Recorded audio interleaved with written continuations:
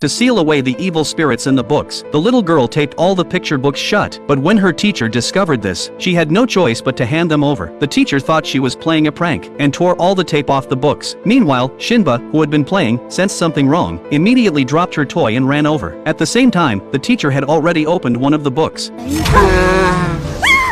She threw the book down in terror. It had turned into a black monster, slowly advancing toward the frightened teacher. Luckily, Shinba arrived just in time and resolved the crisis. Only then did the teacher realize Shinba wasn't playing a prank. She was protecting everyone from evil spirits. Although Shinba was still in kindergarten, she was a very powerful medium. One day, she suddenly stood in front of the swing, blocking other children from using it.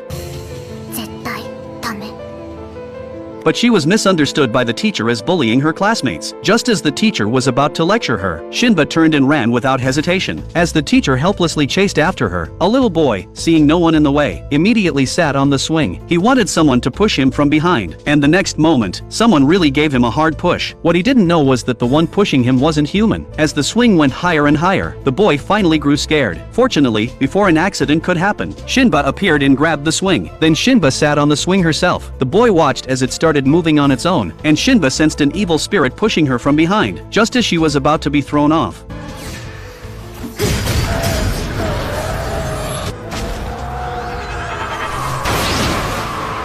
Though she could easily dispel evil spirits, her strange behavior made her seem scary to the other kids. No one wanted to play with Shinba. Until recently, something strange happened in the school restroom. A little boy was trapped in a stall, unable to open the door from the inside, but the teacher could open it easily from outside. So the school sealed off that restroom, forbidding anyone from using it. But one little girl really couldn't hold it anymore, and, ignoring Shinba's warning, used that problematic restroom. As expected, she got trapped inside too. The sudden situation panicked the girl, though she didn't know she was being targeted by an evil spirit. Luckily, Shinba suddenly burst in from outside, and the girl hurriedly escaped the restroom. Facing the evil spirit without fear, Shinba forced it into the toilet and flushed it away. But because she left the restroom in a mess, she was scolded by the teacher. Shinba wanted to explain it was caused by a ghost, but remembering how saying that before only got her accused of making excuses, she didn't know what to do. Just then, 違うんです。あれ、私のせいなんですよ。 Chie-sensei stepped in to help. She understood that others didn't believe in spirits. Even though Chie-sensei hadn't seen the ghost herself, she knew Shinba was trying to protect everyone. For the first time, Shinba felt the warmth of being understood. The little girl who had run away earlier came back and thanked Shinba for saving her. After school, as usual, Shinba's father came to pick her up. Back home, Shinba eagerly went to see her mother on the second floor, only to encounter a powerful and terrifying presence. The little medium was lost in thought when a classmate suddenly handed her a beautiful flower crown. The little girl wanted to learn how to make one, but that classmate instantly vanished. Realizing something was wrong, Shinba quickly gave chase. Soon, Shinba found the missing Yuzu, but Yuzu said her mother had just called her, and indeed, her mother appeared before them. Yuzu introduced the adorable Shinba to her mother. かやちゃんにバイバイした？した！そう。じゃあ。 ゆずちゃんはママと行こうか。 Seeing Yuzu about to be taken away by her mother, Shinba immediately grabbed her hand. At that moment, the mother released Yuzu and waved from a distance, signaling her to follow. Yuzu didn't realize this mother was a monster in disguise. Just then, a shadowy figure with a gaping maw attacked. Meanwhile, their teacher, searching for Shinba and the others, had also entered the forest. She saw a dark shadow reaching toward the two children, immediately went on alert, and entered combat mode.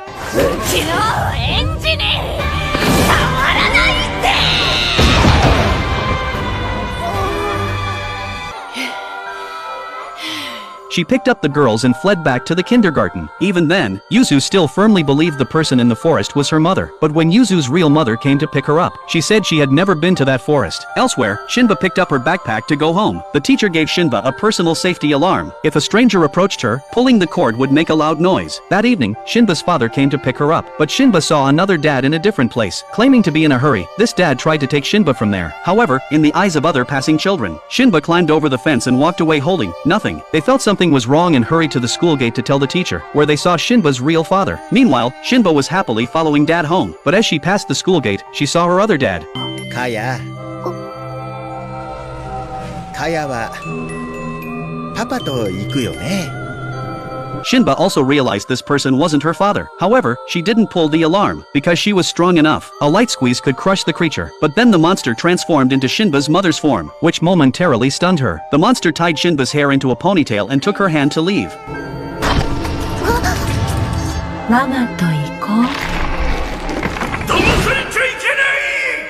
The large man she'd met yesterday used a spray to temporarily repel the monster. Shinba finally realized this wasn't her mother.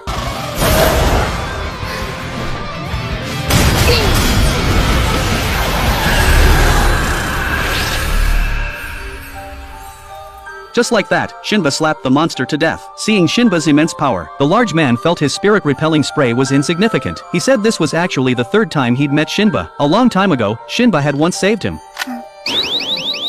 知らない人 Hearing the alarm, the teacher rushed over. Seeing that strange man bothering Shinba again, she was about to confront him, but Shinba stopped her. The man hadn't run away, which meant he wasn't bad. The man had come to repay his debt from that time. Soon, Shinba's real father was reunited with her. After seeing Shinba off, the man handed his business card to the teacher. It turned out he was a paranormal writer, Shira Takeyuki. Before parting, he told the teacher, if she wanted to know more about Shinba, she could contact him using the number on the card.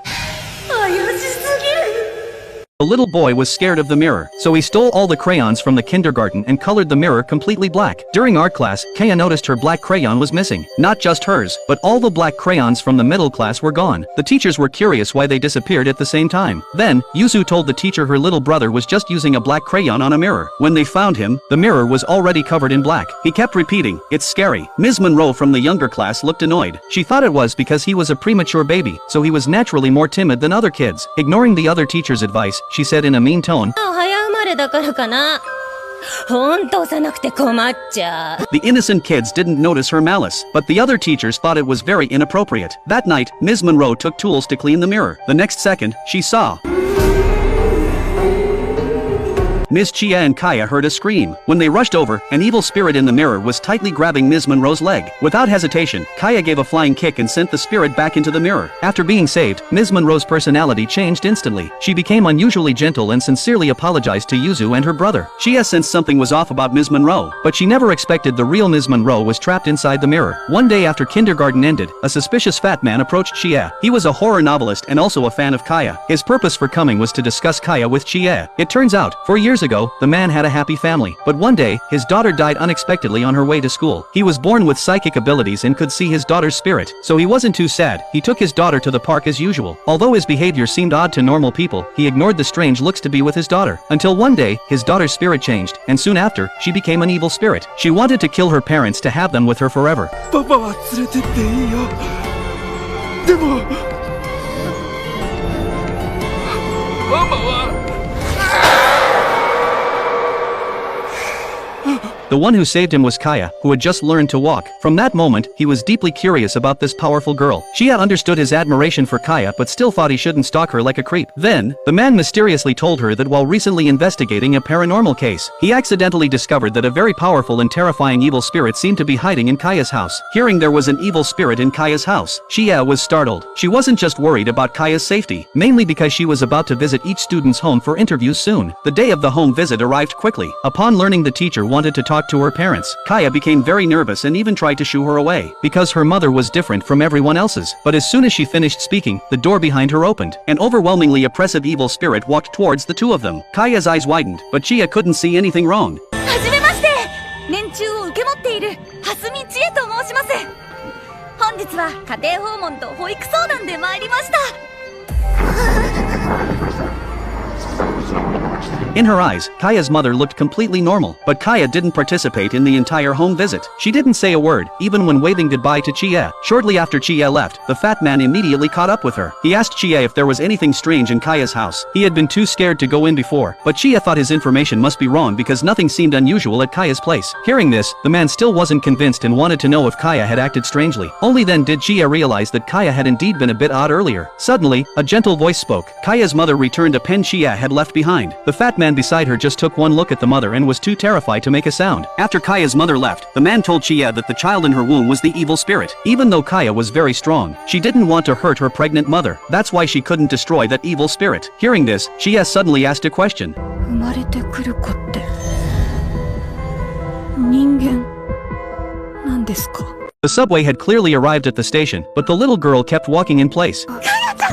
The teacher tried to lead her out, but ended up trapped on the train herself. They could only get off at the next station and walk back to meet the group. However, when the subway entered the tunnel, many spirits suddenly appeared in the carriage. Kaya told Ms. Chizuru they had boarded at the previous station. She hadn't been able to tell them apart from humans at the time, which was why she kept walking in place and missed getting off. She told Chizuru not to be afraid because these spirits weren't evil. Though there were many, they wouldn't harm people. Not long after, the train stopped. As Ms. Chizuru was about to take Kaya to leave, 駅だ早く降りよう戻らないと降りたらダメだよ before she could react, a man rushed out the doors. Little did he know, after the subway left, an evil spirit appeared behind him. And something was very wrong with this station too. Meanwhile, the subway passed through the tunnel again. The carriage, as seen through Ms. Chizuru's eyes, returned to normal. But then she faced a new problem. There were no return trains at the moment. Just as she was getting a headache over this, a large man found them using a tracker. He wanted to take them to find Kaya's grandmother. The grandmother was once a very famous medium with incredibly powerful spirit sight. Not long ago, they discovered Kaya's mother was possessed by an evil spirit, and it was extremely powerful, so they thought perhaps her grandmother had a solution. The group soon arrived at a nursing home. The moment the large man finished telling the front desk they wanted to visit Kaya's grandmother, a few shooing sounds suddenly came from behind. Kaya looked in the direction of the sounds and saw many of the elderly had spirits following them. However, Miss Chizuru couldn't see these spirits. The large man told them those spirits were beings called greeters. Ordinary people could only see them when they were about to die. Out of curiosity, Kaya touched a greeter. The next second, it miraculously disappeared. Seeing this, the old lady quickly thanked her. Other elders, witnessing this scene, collectively went into a frenzy, wanting Kaya to drive away their greeters too. The large man realized the situation was getting out of hand and immediately told Chizuru to take Kaya to the grandmother's room first, while he stayed to hold back the elderly. But the elders were too frantic. Just as the large man was about to be overwhelmed, Kaya's grandmother came from another direction.